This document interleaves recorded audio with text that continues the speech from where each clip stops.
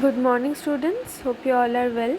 So our today's video is about the circulatory system, different parts of the circulatory system and types of circulation. So let's start.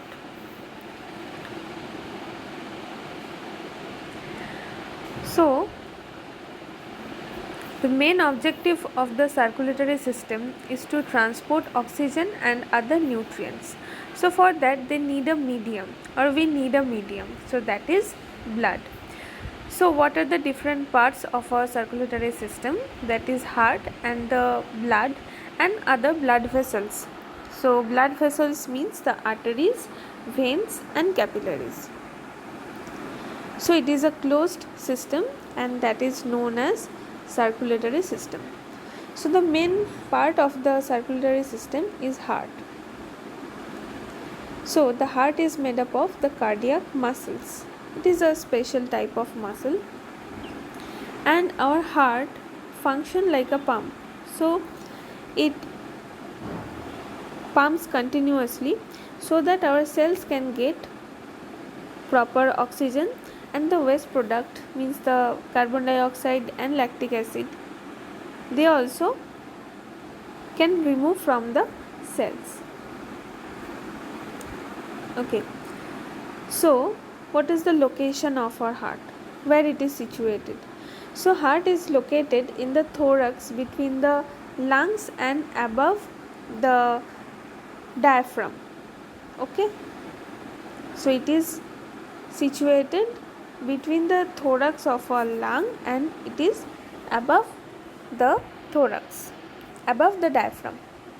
Okay, so in heart, four chambers are there, two auricles and two ventricles. So right auricle, left auricle, right ventricle and left ventricle. So the right auricle, and these auricles and ventricles, they are attached with these arteries and veins, which helps to transport the blood to different parts of our body. So the right auricle receives the blood from the veins and pumps it to the right ventricle.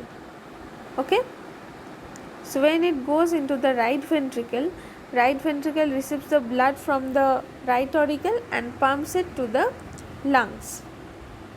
Okay,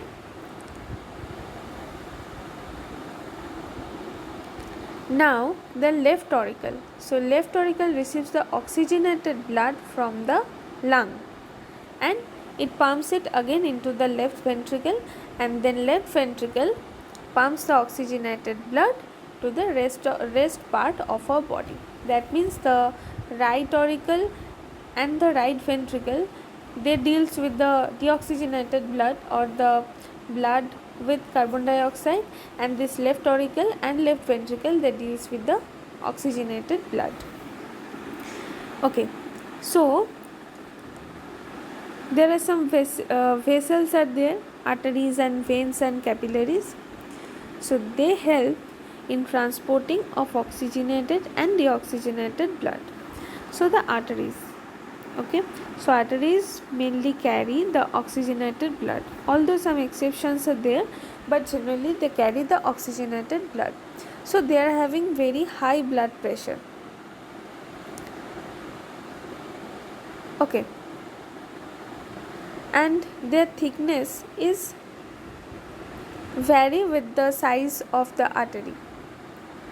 So we have two types of arteries and arteriole. So one is elastic artery.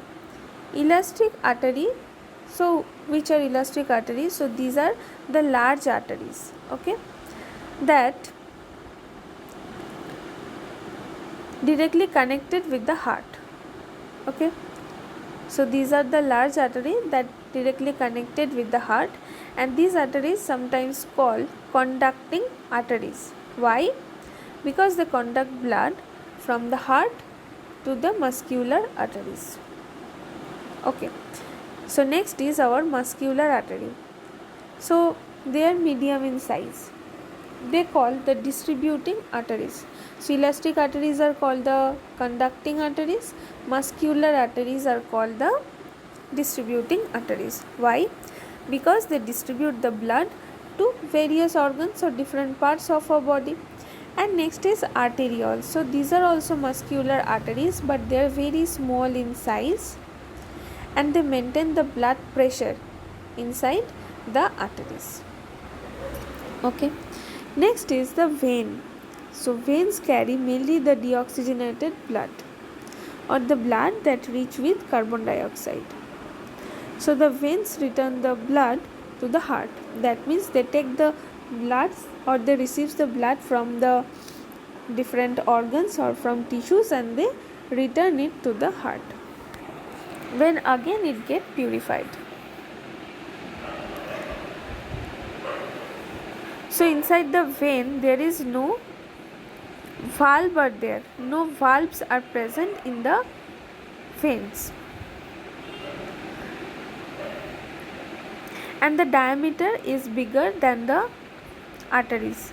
Arteries have the smaller diameter, but the veins have the larger, more bigger diameter.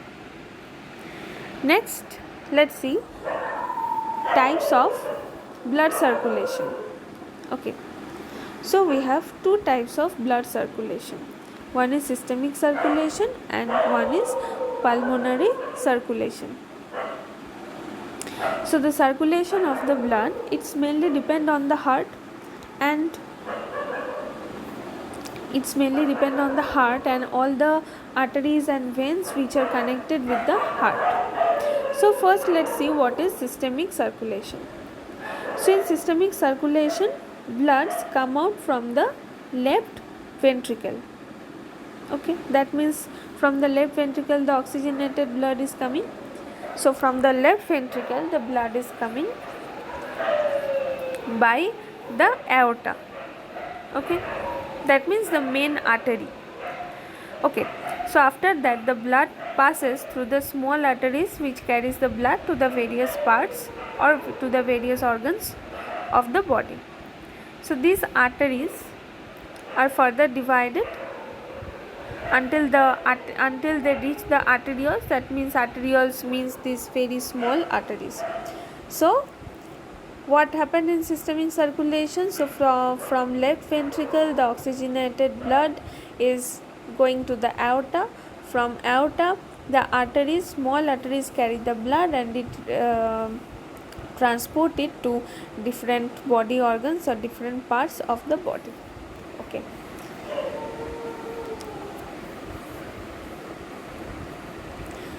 So these arteries or these arterioles perform two functions. One is maintain the arterial blood pressure and regulation of blood flow into the capillaries. Capillaries are the network of very thin blood vessels. So these capillaries are very thin walls so that they can exchange, means the exchange can take place between the blood plasma and the fluid that present in the cell, means that is the interstitial fluid. So then the capillaries unite and form the venules, which in turn become veins. Means very small arteries or a cluster of capillaries form the venules, and after that it forms the vein and eventually become the superior and inferior vena cava, means the bigger veins. Okay, so that is systemic circulation. So you can see in the diagram the oxygenated blood is going, and that part is the systemic circulation. So next is the pulmonary circulation. So from the right auricle the blood passes into the right ventricle. So when the right ventricle contracts, the blood goes into the pulmonary artery. That means which blood? The blood with carbon dioxide. Okay.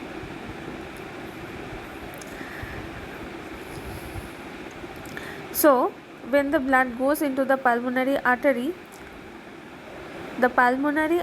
is divided to carry the blood to the right and left lungs. That means from the right ventricle the blood goes into the pulmonary artery, and from pulmonary artery it goes into the right and left lungs. Okay, so in lungs each artery breaks into smaller arteries and then into arterioles and at last to the pulmonary capillaries. So there blood gets oxygen and then leaves carbon dioxide. Means now we have the purified blood, that means the blood rich in oxygen. Then the pulmonary capillaries again unite and form the veins. So the blood again comes back to the heart by 4 pulmonary veins. Okay, and which gives the purified blood into the left auricle, and again this circle start. That means in systemic circulation from the left ventricle the oxygenated blood goes into the aorta and after that to different parts of the body. Okay, and then at last into the capillaries where there is an exchange between the blood plasma and the cell fluid, right? So after that what happened, the right auricle and the right ventricle contracts and they are getting the blood with carbon dioxide. So we have to purify the blood. So this blood through the pulmonary artery it goes into the lungs and where it gets purified and again it returns to the left auricle with the help of 4 pulmonary veins, right? Okay, so we are having 3 types of capillaries: continuous capillaries, fenestrated capillaries and sinusoidal capillaries. So the continuous capillaries are found in all type of muscles, in our connective tissue and in the central nervous system, that means in most of the part of our body. Fenestrated capillaries are found in the renal organs, okay, means the kidney, endocrine glands and in intestine. And sinusoidal capillaries, they are found in liver, spleen and in bone marrow. And what is the function of capillaries? As capillary have the very thin cell wall, so they can help in the exchange of the blood, means the exchange of oxygen and carbon dioxide between the blood and discharge of the waste products also. Now is the heart rate, stroke volume and cardiac output. So the heart rate is defined as the number of times our heart beats in 1 minute and it is measured by stethoscope. Okay, so it is measured by stethoscope and the normal heart rate is 70 to 72 beats per minute. Next is the stroke volume. So stroke volume, it is the amount of blood pumped by the left ventricle of the heart in one contraction, right? So in heart there is a continuous contraction and relaxation is there. So in one contraction the amount of blood pumped by the left ventricle, that is the stroke volume. Okay, and the average stroke volume, that ranges between 50 to 70 ml. At rest 210 to 130 ml during training or during any exercise and all. Next is the cardiac output. So it is the total volume of blood pumped by the heart per minute. It is the total volume of blood. Okay.